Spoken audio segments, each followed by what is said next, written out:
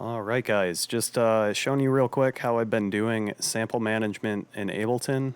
We were talking about it in Discord a little bit ago, so here it is. Yeah, basically, I've got a pretty normal MudPie creation thing going on here. It's Vital, bunch of randomized shit, randomized note, and what you get is this.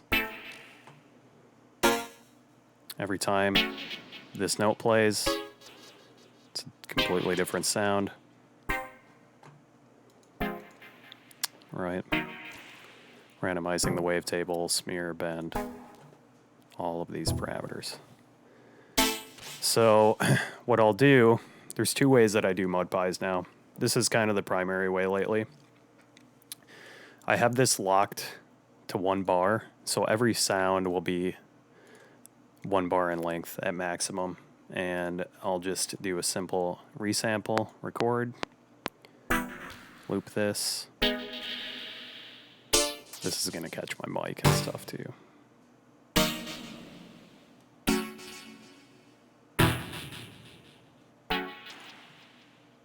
Right? End it. Go down here. And then what I'll do is bring this bracket back, expand that out, blah, blah, blah. Usually I will go here, go like this, and consolidate it. And now, because it's at 1 bar lengths like this, if I set the grid to 1 bar, I can just Control-E over, Control-E over, Control-E over, blah, blah. I know you can set a macro to do that. I haven't done that, but you can do it. I think you might even be able to do it somewhere in the preferences. I don't remember how to set key shortcuts. If not, though, you can make a macro do it. But I'll do that.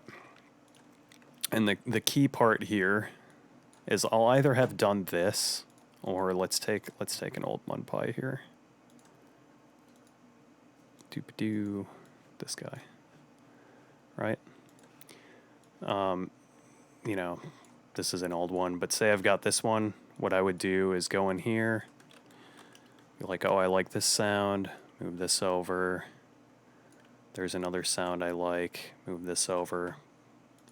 There's another one. You know, here's one. And usually these aren't going to be lined up on the grid if it's this kind of MudPie, where I was just had one note playing and was doing modulations, or this one I think was actually Eurorack recording, but it's not going to be synced to the grid. Anyways, same difference. If it's this or that, you get all of your chunks, chunky chunks, together. And what you do is you select all of them, and you right-click, and you hit Crop Clips. And that makes each one of these into its own separate sound, instead of, I think before, if you look at it, it's actually still the whole audio file.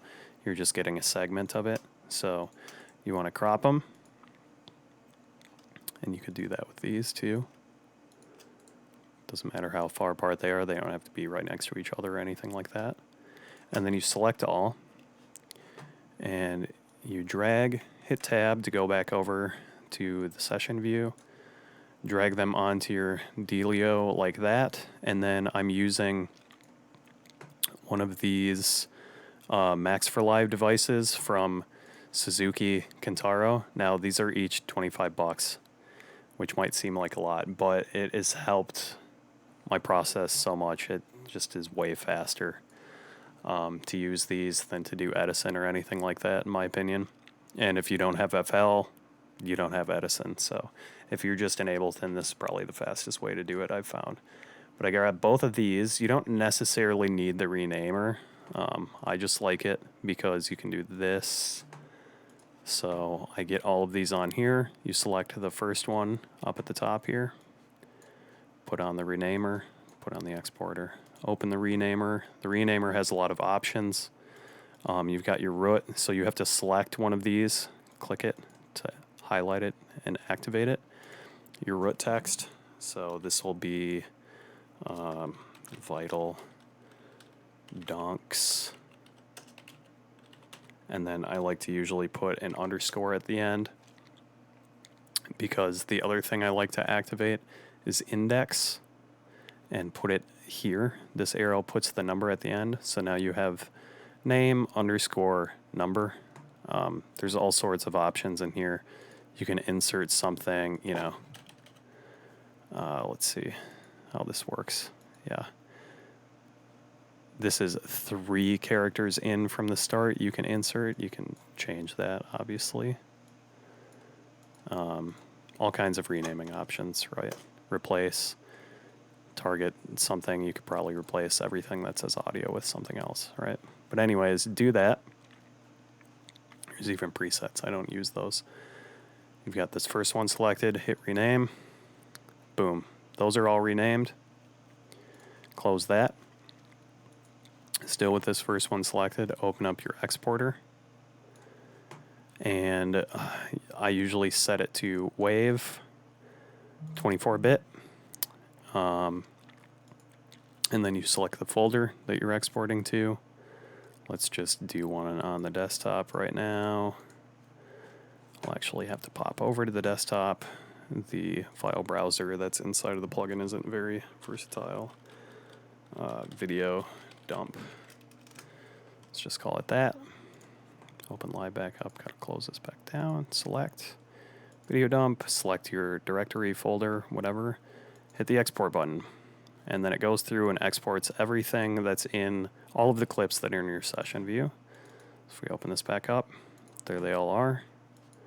Take those, just to show real quick, delete.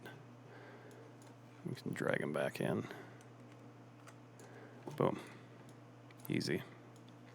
So yeah, that's how I've been doing it. It's just a matter of getting all your clips together, crop all of your clips, make sure to crop them. Tab, drag them over here, and then I like to rename them and then use the exporter to drop them wherever you want. Pretty simple. Makes things really fast for making the sample packs for me. I do this like a gajillion times a month. And usually, even after I export all of these clips, I'll go through, as a little bonus tip, I'll go into Resonic Player, which is this really nice audio player. And I will, let's see, let's navigate to the desktop. Navigate to the desktop. There it is. And, you know, usually when I do the cuts in this style where I had like 10 minutes of audio and then I just cut every bar, a lot of those sounds aren't going to be sounds that I want. So I'll go through in this. You can easily hit the down arrow and play the next sound. And it loads immediately, you know, and you can delete stuff right here in the browser.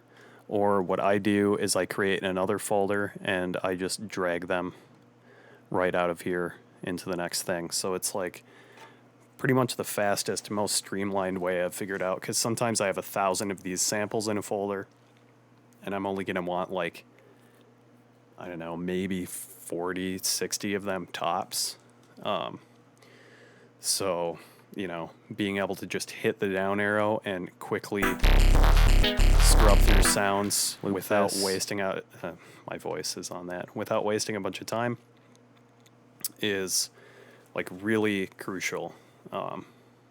When you're doing batch processing and you're doing the same thing over and over again hundreds of times, if that task takes half a second longer, you know, that adds up to hundreds and hundreds of seconds, possibly minutes. It could take hours longer if it's a couple of seconds. You know what I mean? So you want to cut down every action that's necessary.